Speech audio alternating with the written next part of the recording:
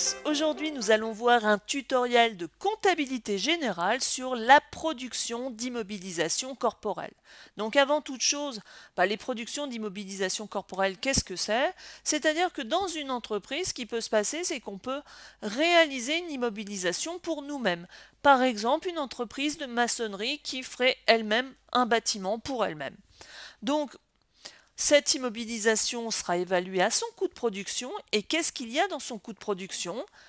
Les matières premières qui m'ont permis de construire donc mon IMO, les charges directes, donc les salaires, les charges sociales, donc tout ce qui m'a permis de construire toujours mon IMO, les charges indirectes, l'électricité, l'eau, par exemple.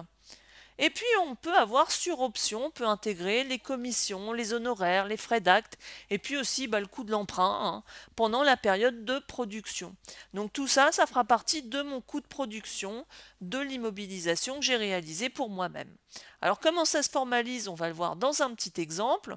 Donc on a construit un entrepôt avec des matières pour 56 000 euros, de la main-d'œuvre pour 20 000 euros et des charges indirectes de production pour 7 200 euros. On va les intégrer dans un compte de résultats parce que normalement c'est bien là où elles sont présentes. Et donc on a un total de charges de 83 200. Alors ce total de charges, qu'est-ce que c'est tout simplement? C'est ma production immobilisée donc qui est de 83 200, c'est donc mon coût de production. Donc maintenant on va passer à une chose toute simple, c'est l'enregistrement comptable. Alors cet enregistrement comptable va se faire à la date de mise en service de ce bien, de cet IMO, et c'est très simple, c'est une construction, donc on l'enregistre dans le compte 213, le compte d'immobilisation, pour le montant du coût de production, et on aura en face le compte production immobilisée, immobilisation corporelle, pour les 83 200. Donc ça veut dire qu'en gros, ce compte, comme vous pouvez le voir, pour une fois on a un compte 7 au crédit, on va annuler en quelque sorte ce produit pour l'injecter maintenant en immobilisation. Alors l'idée aussi, comme vous pouvez le remarquer, la TVA est neutralisée, c'est-à-dire que nous n'allons pas avoir de TVA sur notre production immobilisée. Donc, maintenant, on peut avoir un deuxième cas par rapport aux productions d'immobilisation corporelle. On peut avoir le système des immobilisations en cours.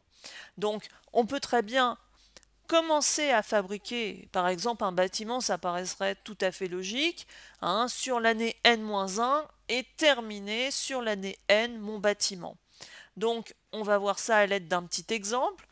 Donc on a la construction d'un local qui a débuté donc en juin N-1. On a des charges qui ont été engagées pour 38 000 euros. Et puis on a une mise en service qui a lieu le 2 mars et les charges relatives à l'exercice sont de 88 000 euros. Alors on va déjà faire la première partie. La première partie, ce qui va se passer, c'est que on a bien la première partie de notre coût de production qui est enregistrée, donc les 38 000 euros dans le compte 722 et on met un petit compte d'attente pour l'immobilisation, donc on sera en 231 immobilisation corporelle en cours pour le montant des charges qui ont été engagées. Alors cet enregistrement comptable se fait évidemment à la fin de l'exercice comptable, donc au 31/12 N-1. Voilà. Donc, une fois qu'on a fait ça, maintenant on va s'occuper de la mise en service le 2 mars. Donc comment ça se passe? Donc le montant total de ma construction, c'est bien 38 000 plus 88 000, donc 126 000. Donc je l'enregistre dans mon compte 213. Maintenant, j'avais pris un compte d'attente, le 231, immobilisation en cours, pour ce qui avait déjà été réalisé en N-1, donc lui, je l'annule. Et je n'oublie pas non plus d'enregistrer mon coût de production pour l'année N, les 88 000 que j'ai engagés sur mon année N pour ma construction.